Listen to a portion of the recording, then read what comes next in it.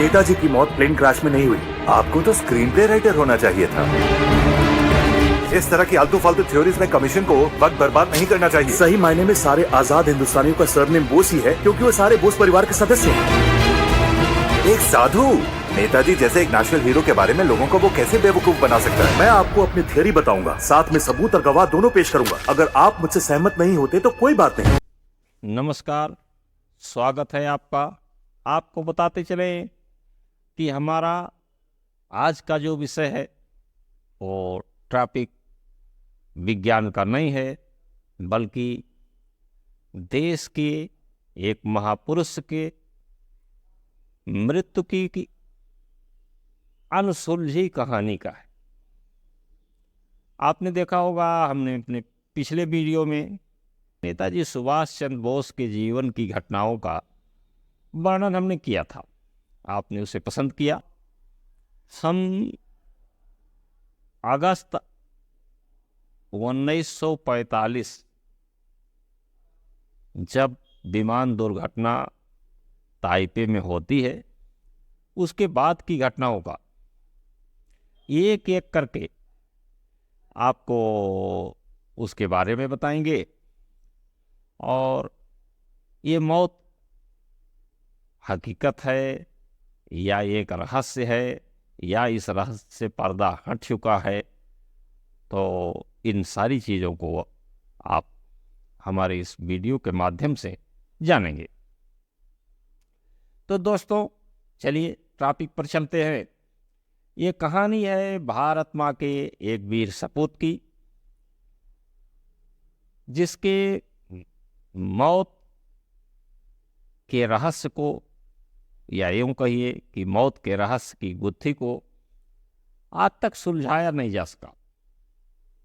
कहते हैं इंसान एक बार पैदा होता है और एक बार मर जाता।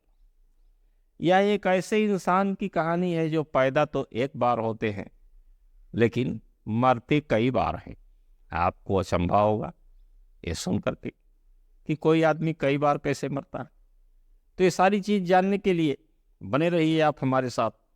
तो ये है भारतीय इतिहास की एक घटना है, और सभी भारतीयों के दिल में बसने वाले स्वतंत्रता के उस महानायक और भारत को स्वतंत्रता देने का संकल्प अपने हृदय में बसाए हुए उस इंसान की है जिन्होंने भारत को स्वतंत्र करने के लिए आज़ाद हिंद फौज का गठन किया था।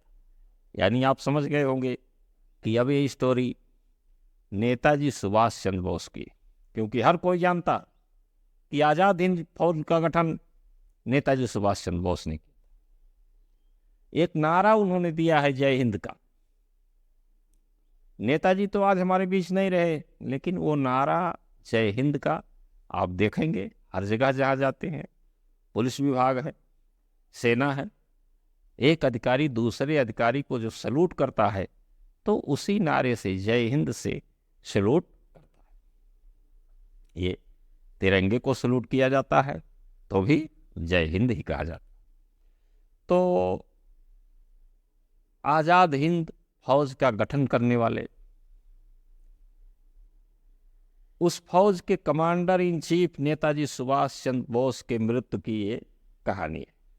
कहा जाता है कि इनकी मौत 18 अगस्त सन 1945 में ताइवान में एक विमान हादसे में हुई, और उसके बाद दूसरे देशों के रेडियो से समाचार प्रसारित हुआ।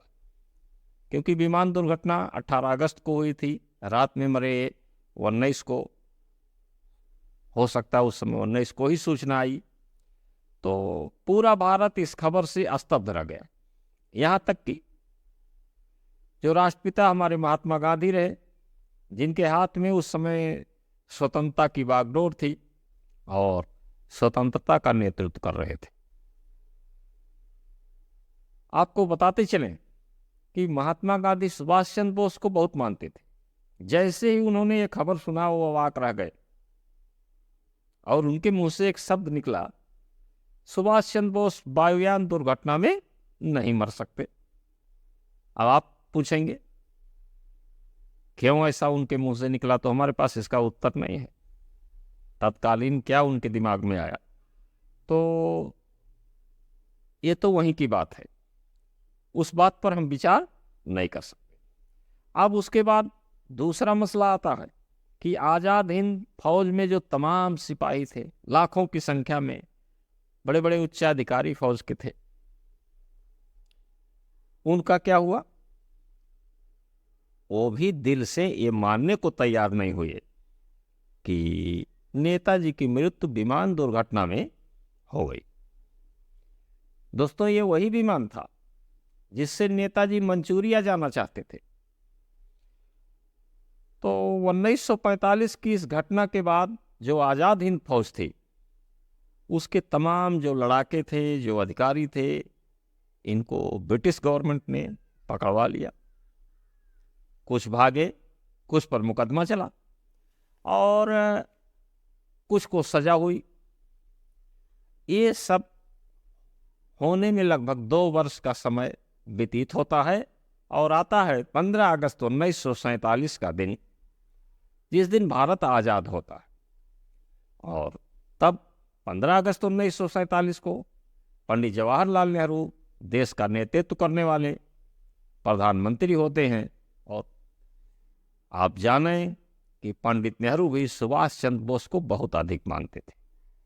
कहा जाता है कि सुभाष चंद्र बोस भी पंडित नेहरू को बहुत ज़्यादा मानते थे और पंडित जी के नाम पर आज़ाद हिंद फौज में एक बटालियन उस समय हुआ करती थी, जिसका नाम नेहरू ब्रिगेड या नेहरू रेजिमेंट रखा गया था। अब हम यहाँ नेताजी के साथी जो विमान दुर्घटना में थे, जिनका पिछले वीडियो हमने जिक्र किया था, वो नेताजी के साथ बैठे थे कर्नल हबीबुर रहमान। कर्नल हबीबुर रहमान बाद में भारत आते हैं। आकर के इन्होंने उस समय हुई घटना की पूरी बात अपने तरीके से बताया। किस प्रकार विमान हादसा हुआ, कैसे नेताजी को अस्पताल भर्ती कराया गया, उनका इलाज हुआ, लेकिन उन्हें बचाया नहीं जा सका और मृत्युपरांत उन्हें वहीं सुपुर्दे खाक कर दिया गया, क्योंकि तब ऐसी कोई व्यवस्था भी नहीं थी कि वहाँ से लाया जाए। और लाया कैसे जाता है, यहाँ पर अंग्रेजों का शासन था, अंग्रेजों के विरुद्ध वो लड़ते थे, तो ये सारी तमाम परेशानियाँ उस समय थी। उन्होंने ये भी बताया, रहमान साहब ने, कि नेताजी की शरीर की आग बुझाने में उनके दोनों हाथ जले थे, क्योंकि नेताजी जिस सीट पर बैठे थे वो सीट पायलट के ठीक पीछे की सीट थी, जिसके बगल में पेट्रोल टैंक, जो फटा, पेट्रोल नेताजी के पूरे शरीर पर फैल गया और आग लगी। उनका कहना था कि प्रयास किया गया लेकिन आग को नहीं बुझाया जा सका, और ना ही जिंदा जब उन्हें प्लेन से निकाला गया तो डॉक्टरों ने भी उन्हें बचा नहीं पाए। डॉक्टर लोग तमाम कोशिश के बाद, जहां नेताजी का इलाज उस समय हुआ था प्लेन क्रैश के बाद, वो सेना का अस्पताल था, और जो विमान दुर्घटनाग्रस्त हुआ था वो जापानी वायुसेना का एक लड़ाकू विमान था। अब कर्नल रहमान जब भारत आए तो अपने साथ विमान हादसे का कुछ साक्ष्य भी लेके आए थे, सबूत। जैसे एक घड़ी लाते हैं जिस पर घड़ी पर उनके जलने के निशान हैं, विमान हादसे का फोटो है, नेताजी के मृत शरीर का फोटोग्राफ है जिसमें शरीर कपड़े में ढका है लेकिन चेहरा नहीं दिखाई पड़ रहा, नेताजी की जलती हुई चिता की तस्वीर है। वो घड़ी और वो फोटोग्राफ उनके घर वालों को देते हैं, सारी बातों को बताते हैं। दोस्तों, अब इस मृत्यु का रहस्य समाप्त नहीं होता, बल्कि यहीं से शुरू होता है। यहीं से शुरू होती है उनकी कहानी, जो ये बताती है कि मरे थे या नहीं मरे थे, या अंतर्ध्यान हुए, कहाँ गए, कुछ पता नहीं।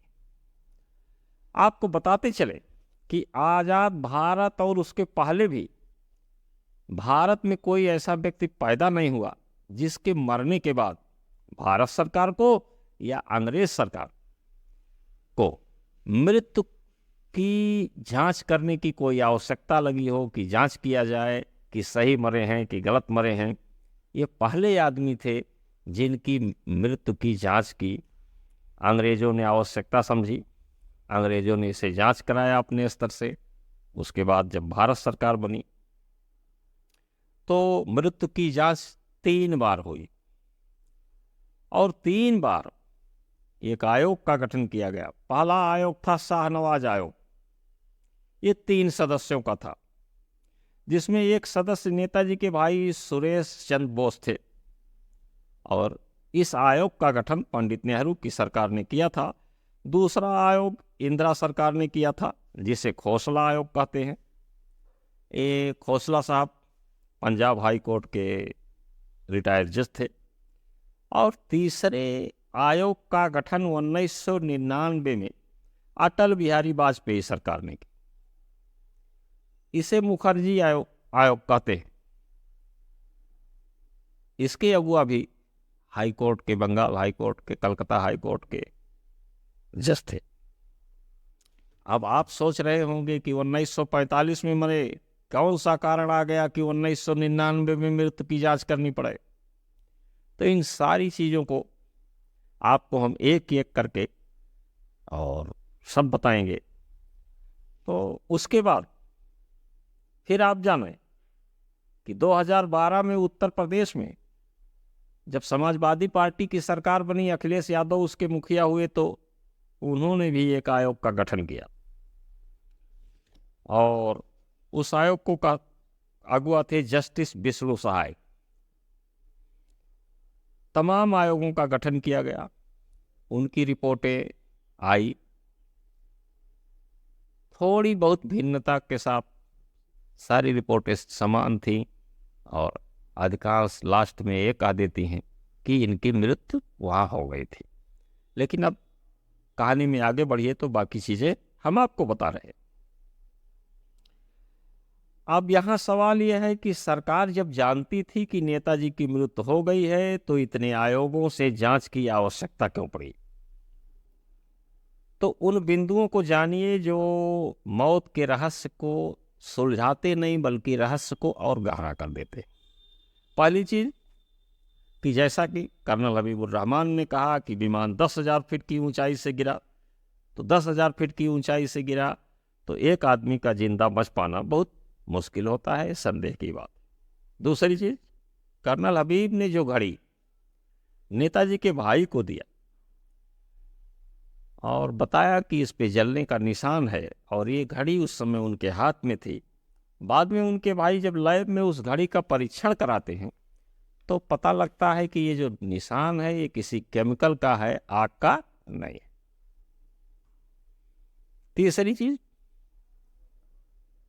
तीसरी चीज सबसे ज्यादा महत्वपूर्ण है और वो चर्चा का विषय भी रही। मरने के 40 साल में जब एक दिन कम रहता है, यानी 16 अगस्त 1985, शहर है उत्तर प्रदेश का फैजाबाद। ये वही फैजाबाद है जहां पर परम पावन भगवान राम के जन्मभूमि अयोध्या वहां से 1-2 किलोमीटर है, उसी जिले के दायरे में उस समय आता। तो फैजाबाद के सिविल लाइन में एक सन्यासी की मृत्यु होती है और उसके पास जो सामान बरामद होता है वो कहीं ना कहीं नेताजी से संबंधित है, या अफवाहों की माने तो सन्यासी ही सुभाष चंद्र बोस थे। दूसरी चीज एक और है जो काफी पहले आई।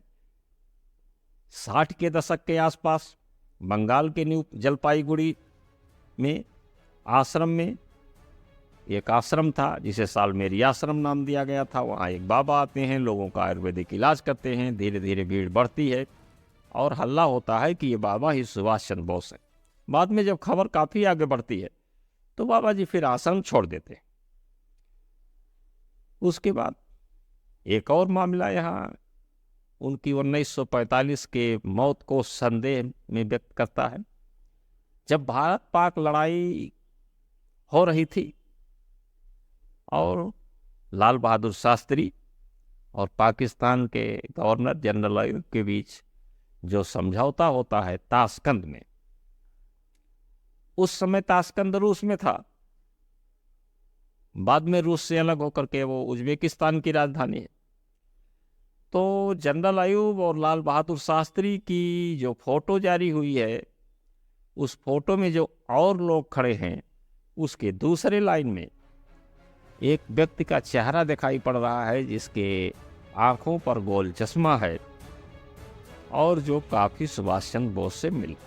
कौन है वो आदमी? क्यों लाल बहादुर शास्त्री ने समझौते के दिन अपने घर टेलीफोन लगाया था, अपनी पत्नी ललिता शास्त्री से कहा था कि जब हिंदुस्तान लौट के आऊँगा तो ऐसी चीज़ लेके आऊँगा कि पूरा हिंदुस्तान खुशी से झूम उठेगा और सब खुश हो जाएंगे।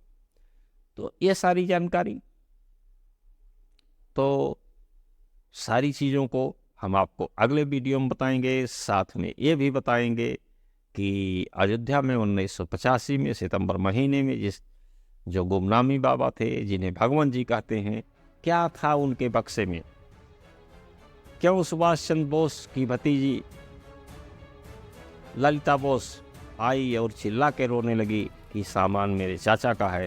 तो दोस्तों बने रहिए हमारे साथ। शेष इस घटना से संबंधित सारी जानकारियां एक एक दिन की हम आपको अपने अगले वीडियो में देंगे। तब तक के लिए धन्यवाद।